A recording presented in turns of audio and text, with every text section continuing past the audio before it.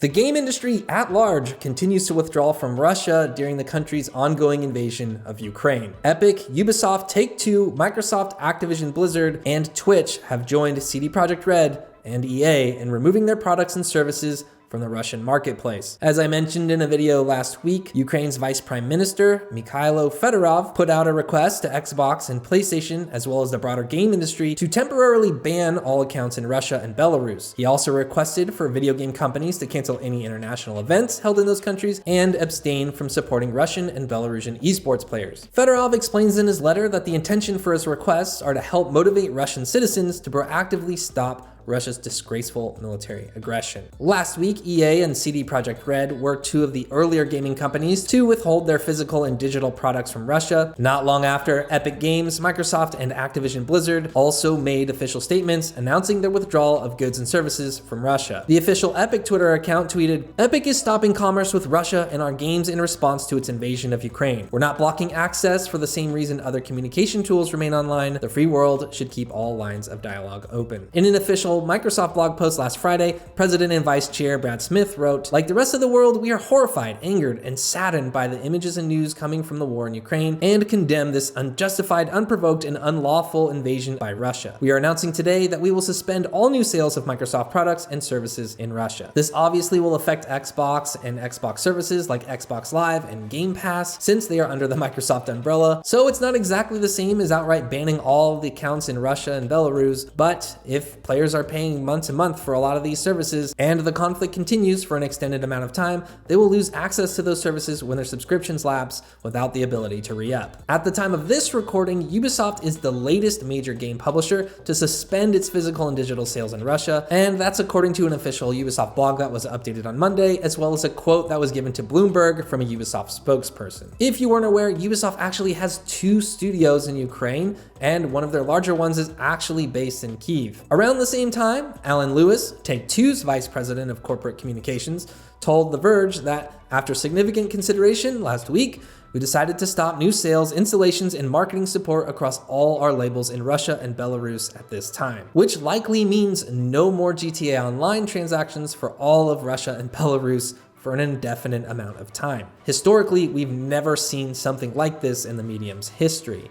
Now, you're probably wondering why this is all happening, and this isn't me trying to say the exact reason, but I will try to contextualize a few reasons for the bans. So firstly, you should understand that there are a large amount of sanctions being enacted across governments around the world, which are essentially trying to bankrupt all of Russia in an effort to defund its war efforts and convince its leaders to stop the invasion of Ukraine. Some of these gaming companies, like Twitch, have said they're acting in accordance with these sanctions, and we'll get into that in a little bit, but there's maybe two other things to consider here. Potentially, these gaming companies likely don't want to be seen profiting from Russia while it's aggressively invading a neighboring country, while also using its status as a nuclear threat to dissuade other countries from getting involved in the conflict. It's pretty much universally agreed upon that nuclear war would be very bad for everyone. Another thing to consider is the value of Russian currency. The ruble, I believe, has basically been completely destroyed. In addition to the other factors, it's probably just really hard to maintain a marketplace in a country whose economy is in complete free fall,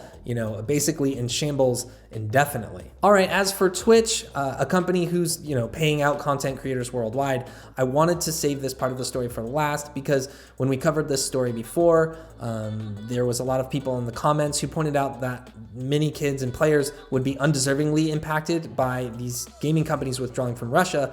And while I think that's actually probably part of the point, that doesn't mean that it doesn't completely suck for people who have no control over the decisions of their government, and I think that's a lot of what's happening with Russian streamers right now. So there's a story on Launcher, the gaming vertical for the Washington Post, with the headline, "Twitch streamers in Russia lose livelihoods as sanctions hit home." Over the weekend, Twitch sent out an email to Russian streamers notifying them that the company would be blocking transactions to their country, and the email specifically explained, "Payouts to the financial institution associated with your Twitch account have been blocked as a result of sanctions. Twitch complies with economic sanctions imposed by the United States and other governments and is complying with those imposed in responses to the situation in Ukraine. These sanctions may limit or impact your access to payouts, ability to monetize your stream, and or financially support other creators. The email went on to say, "We appreciate how frustrating and difficult this is and would like to reassure you that if you can't provide an alternative financial institution, we will do our best to pay you revenue you have earned as soon as we are permitted to do so."